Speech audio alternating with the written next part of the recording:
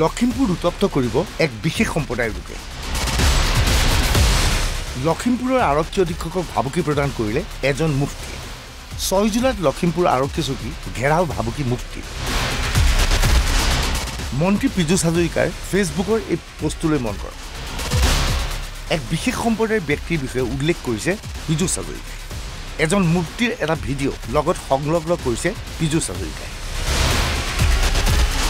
দেখা গৈছে এই ভিডিঅ'টো মুফতি ৰফিকুল ৰহমান নামৰ ব্যক্তিজন এক কথাত ক'বলৈ গ'লে লখিমপুৰৰ আৰক্ষী অধীক্ষকক ভাবুকি প্ৰদান কৰিছে যে আমি ওই দিনকে ওয়াদা করেছি যে 6 তারিখ থেকে ইনশাআল্লাহ 6 তারিখ থেকে আজকে হলো 29 তারিখ 29 30 1 2 3 4 5 6 তারিখ থেকে ইনশাআল্লাহ 10 তারিখ পর্যন্ত আমি লখিমপুরে থাকবো, ওখানে প্রতিবাদ করব, থানা ঘেরাও করব, এসপি অফিস ঘেরাও করব, ওই শয়তানদার বাড়ি ঘেরাও করব প্রয়োজন হলে।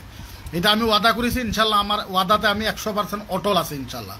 কেউ যাক বানা যাক ইনশাআল্লাহ আমি নিজে তো যাবো। আর অনেক মানুষ আমার সাথে যোগাযোগ করেছে যে হুজুর আমরাও যাব, তবে আমি কাউকে দাওয়াত দেই না যে আপনারা যান, কিন্তু আমি যাব, এটা ফাইনাল, এটা লিখে রাখেন। 6 তারিখ থেকে 10 তারিখ পর্যন্ত আমি উত্তর লক্ষিমপুরে থাকবো। আমি দেখবো ওর সাহস কতটুকু, ওর ক্ষমতা কত, ওর তাকত কত। অত মানুষকে ডাকে না সোশ্যাল মিডিয়ায়, লাইভে আসার জন্য ডাকে না। আমি ওর বাড়িতে যাব, ওর বাড়ির সামনে যাব, কিন্তু কন্ডিশনটা হইল আজকে 2 দিন আগে আমি বলছি যে আমি 6 তারিখে যদি 5 তারিখের আগে আসাম পুলিশে যদি কোনো সিদ্ধান্ত না নেয় আমি 6 তারিখে ইনশাল্লাহ হাজির হয়ে যাবো। এটা আমার ফাইনাল ইনশাল্লাহ, মনে রাখবেন। আপনারা আবার হয়তো বা বলবেন যে হুজুর আর যদি গ্রেপ্তার না করে তাইলে তো ইনশাল্লাহ আমার লাশ হলো ওই জায়গাতে ইনশাল্লাহ যাবে 100%। লাইভে আসলাম কেন আজকে, উদ্দেশ্য কি?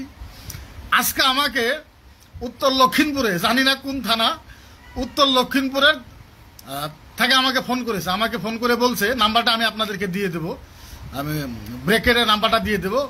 বলছে যে আপনি কোন হয়? মগুজু মই মকিবুর রহমান। বলে আপনি মুফতি মকিবুর রহমান? বলে হয়। বলে মই দিয়া হল আপনি যাতে 6 তারিখে ইয়াতে কোনো কারণে যাতে না আহে।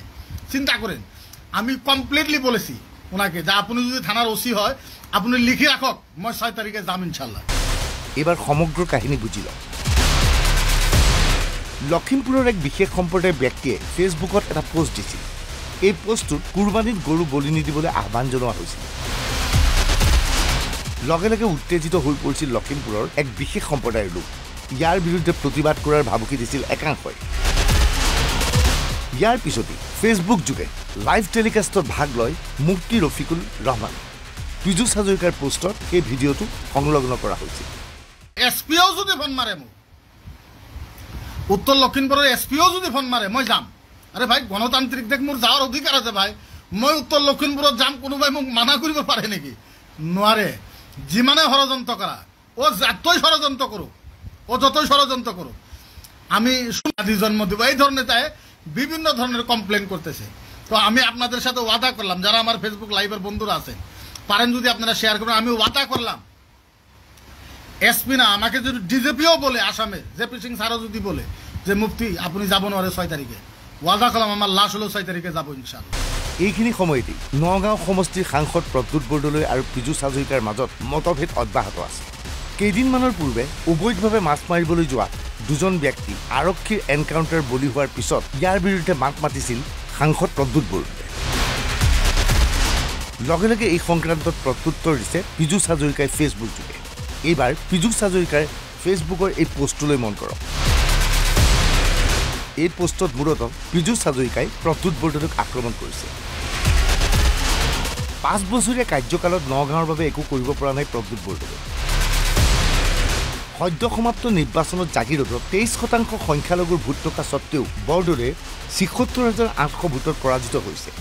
মৰিগাঁও বিধানসভা সমষ্টিত ৫৯,৩৪২টা ভোটৰ ব্যৱধানত প্ৰদ্যুৎ বৰদলৈ পিছ পৰিছিল। নগাঁও বটদ্ৰৱাত ৩৩,১৯০টা ভোটৰ ব্যৱধানত বৰদলৈ পৰাস্ত হৈছিল। কিন্তু বিশেষ সম্প্ৰদায়ে ভোট লাভ কৰি লাহৰীঘাট, ঢিং, ৰূপহী আৰু চামগুৰিত বৰদলৈ জিকিছে। বিশেষ সম্প্ৰদায়ৰ ভোটত বিজয়ী হোৱা বৰদলৈ বিশেষ সম্প্ৰদায়ৰ দুৰ্বৃত্তৰ প্ৰতি সহমৰ্মিতা প্ৰকাশ কৰিছে। দুগৰাকী জনজাতীয় ব্যক্তিৰ হত্যাৰ অভিযোগত অভিযুক্ত প্ৰদ্যুৎ বৰদলৈ মোৰ বিৰুদ্ধে আবুল তাবুল বকিছে। বিশেষ সম্প্ৰদায়ৰ ৰক্ষণাবেক্ষণ দিয়াৰ পৰা প্ৰদ্যুৎ বৰদলৈ বিৰত থাকিব লাগিব। নগাঁও সমষ্টিৰ বাবে উল্লেখযোগ্য কাম কৰি দেখুৱাওক প্ৰদ্যুৎ বৰদলৈ। পুনৰ বিশেষ সম্প্ৰদায়ক টাৰ্গেট হিচাপে লয় পীযুষ হাজৰিকাই। একেবাৰে স্পষ্ট কথা, তেওঁলোকে এতিয়া গম পাইছে যে অসমৰ মানুহে তেওঁলোকৰ এই ধৰ্মীয় মেৰুকৰণৰ ৰাজনীতি গ্ৰহণ নকৰে, আৰু সেই কথা স্পষ্ট হৈ গ'ল। আজি যোৰহাটতে যে বিশেষ সম্প্ৰদায় কৈ থাকে, যোৰহাটত কোনোবা বিশেষ সম্প্ৰদায়ৰ মানুহে এনেকে ধৰণে গৌৰৱ গগৈ জিকাই পঠিয়াইছে নেকি?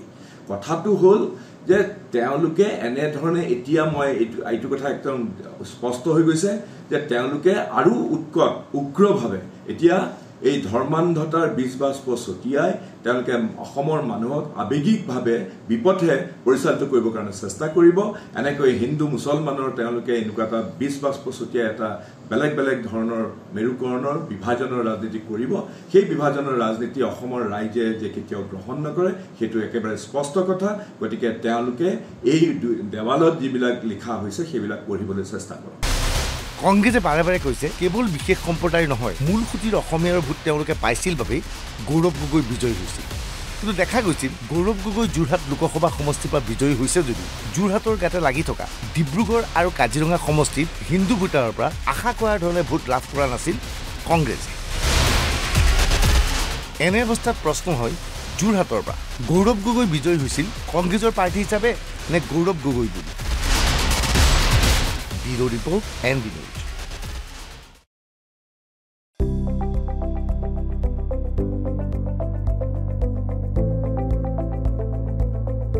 NB নিউজ, সহজ সৰল ভাষাত নৱভাৰতৰ কথা।